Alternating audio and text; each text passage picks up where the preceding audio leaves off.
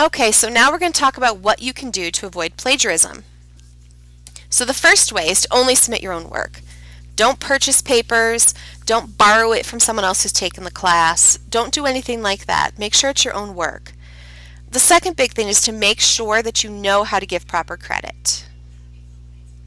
We're going to go through some of the ways to give proper credit. I have some examples, and I've kind of broken down the different ways that you can cite things. If you have anything that I don't discuss in this video, please feel free to ask and I can give you specific information. So there are several ways, different scenarios have different techniques. You can choose what works best for you. Word-for-word quotes. All word-for-word quotes have to have both quotation marks around exactly what was quoted, and they also need to have the citation. Now I will caution you, it is important that you not take 3 paragraphs and put them into quotation marks.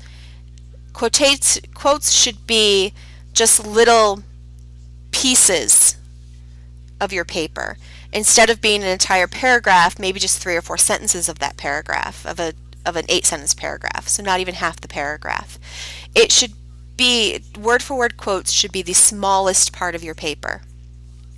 When you have word-for-word quotes, you need to make sure that you put it in quotation marks and cite. And in this example, my citation is just written here, according to the National Institute of Mental Health. So I've cited the source. And again, remember, you can pause this at any time to actually read through exactly what I have here. But because I took this part, this sentence, word for word, it is in quotation marks.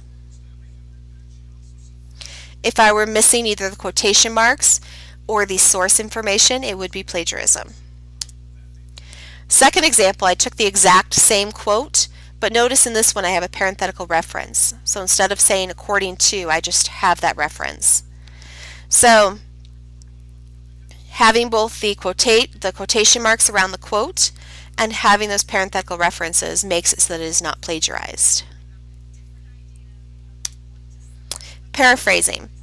When you paraphrase, you read someone else's work and you put it into your own words. Because it's your own words, it doesn't need quotation marks. So I gave a website here. If I went to that website, I could read an article, and I put the quotation marks around that article here so that you can see. And feel free to go ahead and pause this if you need to. So if I want to put that into my paper as a paraphrase, I could do this. In a 2004 study at Duke University Medical Center, a link between low levels of the protein PSD95 and cocaine sensitivity were discovered. And then I've cited my source. It's not word for word, so it is not quotation marks, and it's not common knowledge, so I can't avoid citing it. If you were to ask 50 of your closest friends, if this were, if they knew this, chances are the majority of them would not know it.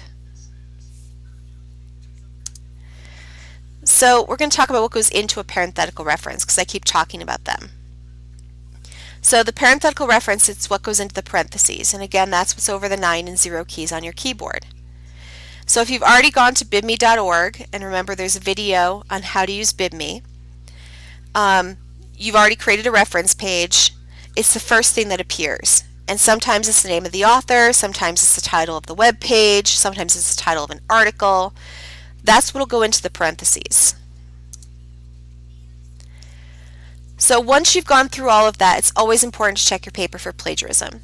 And I've already posted an announcement with all of these. These are all free online plagiarism checkers. So you can go to any of these websites and you can go and you can check your paper for plagiarism. It will go through and scan your paper and tell you if there are any errors. Now I'll tell you duplichecker.com, this first one right here, this is the one I use most often. So you can run your paper through that and check it, and you'll know if anything's going to pop up when I run the plagiarism checker.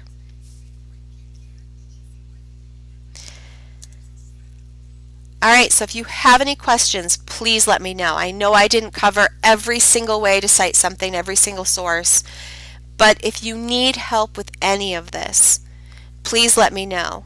If you have at least made an attempt to cite something and quote something, that means a lot to me because I know you didn't just take an entire web page, copy and paste it in and not cite it. I'm more than willing to work with any of you who are struggling with this or who need some help with how to do the parenthetical references, how to cite something, how to quote something. You can send me, like, hey, I'm working on this and I have it set up like this. Is this correct? And I'm more than happy to go through and look at it. Remember to use those plagiarism checkers that I sent you, because I go through and I even check discussion board posts through it. I check a lot of things through that. So please let me know if you have any questions, because I'm more than happy to help. Thank you so much for taking the time to view these videos, and I hope that this helps you to avoid plagiarism and to have everything cited as best as you can. And again, I'm here if you need any help. And just so that I make sure that I don't plagiarize, these references include the information from the first video as well as the second video. I have my references here for anything I cited or should have cited, had references for, etc. So thank you so much for watching.